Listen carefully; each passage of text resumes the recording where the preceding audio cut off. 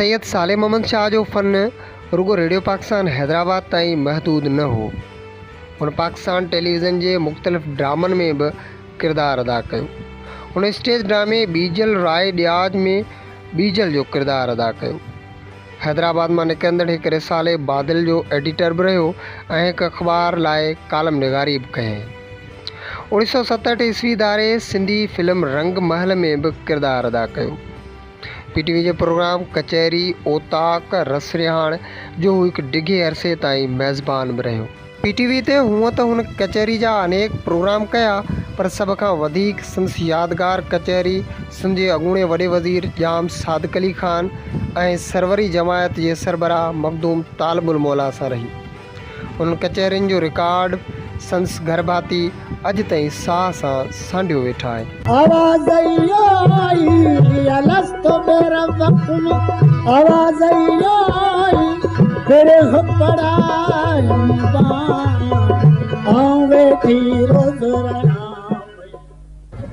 रब ताला जेके सादतमंदियूं असांखे बख़्शियूं आहिनि, उन्हनि मां इहा बि हिकिड़ी वॾी सादतमंदी आहे असांखे मुयसरु थी जो जनाब मखदूम साहब जन असांजे कचहरीअ में शमूलियत करण जो इज़हार कयो। पहिरियों ई कचहरी खे ॾिसंदा आहिनि, संदन कौल मुताबिक़ त ॾाढो दिलचस्पी सां हर हिकु ॻाल्हि में गौर कंदा आहिनि ऐं पसंदि कंदा आहिनि। उन खां पोइ पाण ख़्वाहिश ज़ाहिर कयूं त इन ई कचहरी में शमूलियत कजे।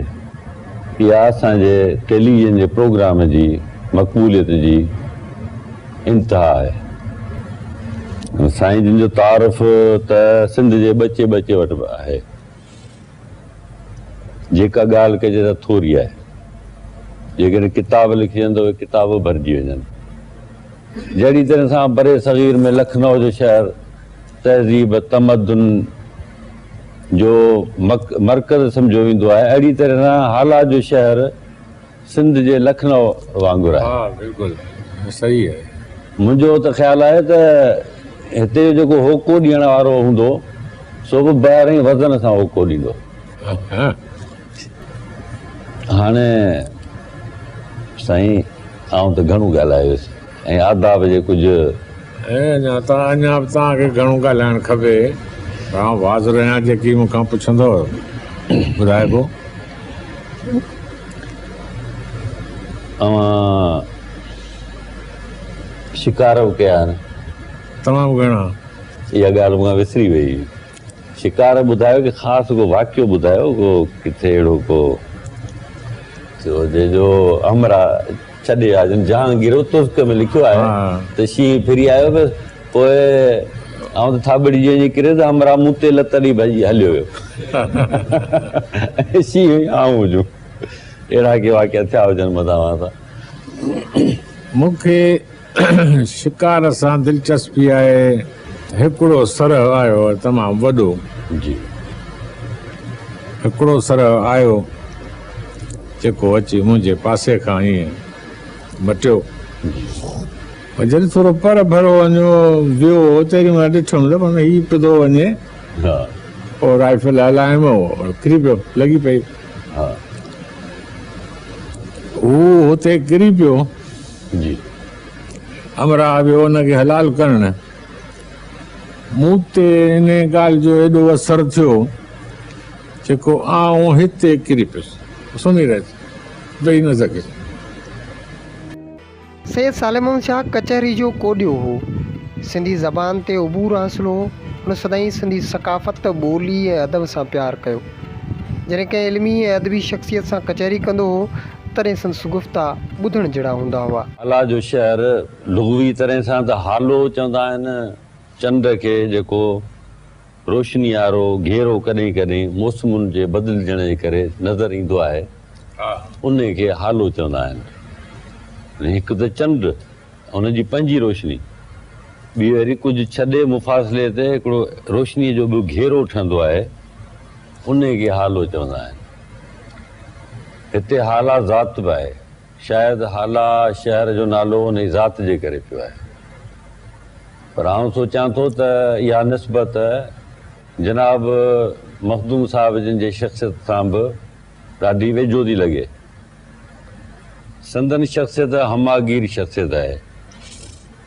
संदन चौगिर्द जेके बि ख़ुसूसियतूं आहिनि उहे हाले मिसल आहिनि।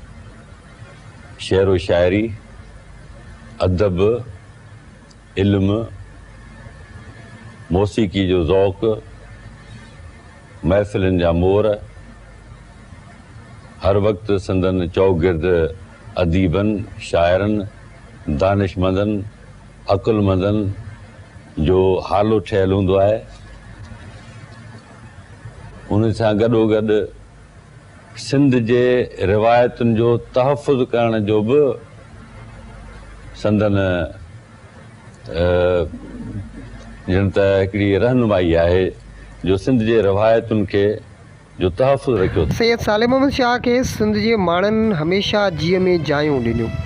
सिंध जा माण्हू न रुॻो हिन यगाने शख़्सियत जी इल्म ऐं ॾाहप भरियण गुफ़्तनि खां मुतासिर हुआ, पर नहठाई ऐं सिंध तोड़े उन जे माण्हुनि वणनि टिणनि सां मुहबत जे करे खेसि मान ऐं मंताब ॾींदा हुआ। सैयद सालिम अहमद शाह खे पाकिस्तान जी वफ़ाक़ी हुकूमत पारां फ़न जी मंता तौरु हुस्ने कारकर्दगी जो एवॉर्ड बि ॾिनो।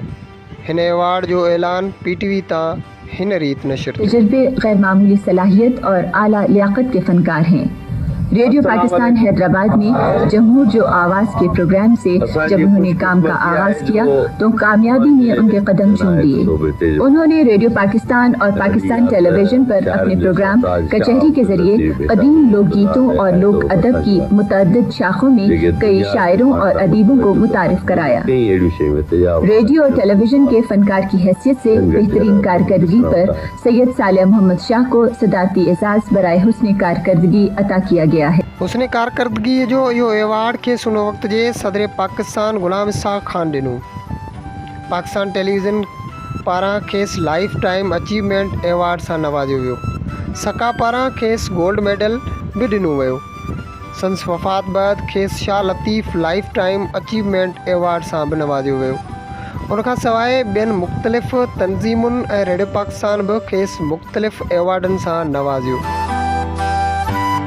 इहे एवॉर्ड जेतोणीकि मुल्की सतह जा वॾा एवॉर्ड आहिनि, पर सैयद सालिम अहमद शाह जहिड़े सनड़े ऐं सीपकड़े वजूद में जेको फ़न लिकल हो सो शायदि न पर पक सां उन्हनि एवॉर्डनि खां घणो मथबरो हो जो संदसि मुए पुॼाणा बि सिंध खेसि अञा ताईं विसारे न सघी आहे। शाह सां मौजूदु कोन्हे, पर उन किरदार जी मक़बूलियत तव्हां अंदाज़ो इन मां लॻाए सघो था त रेडियो पाकिस्तान तां अॼु बि जेको प्रोग्राम कचहरी बाराड़ी जे माण्हुनि लाइ थिए थो उन जी सुञाणप फ़तेह ख़ान आहे। उनजो नालो ई फ़तेह ख़ान जो उताक आहे। छो त माना असांजो जेको ॿुधंदड़ आहे उहो इन प्रोग्राम खे सिर्फ़ु फ़तेह ख़ान जे नाले सां सुञाणणु थो चाहे, ॿुधणु थो चाहे। त इहा हिकिड़ी आउं सम्झां थो त उन किरदार जी हिकिड़ी लाफ़ानी हैसियत ऐं ताक़त आहे जो अॼु बि उन किरदार जे नाले सां हिकिड़ो प्रोग्राम सिंध जी बाराड़ी जे माण्हुनि लाइ थिए थो।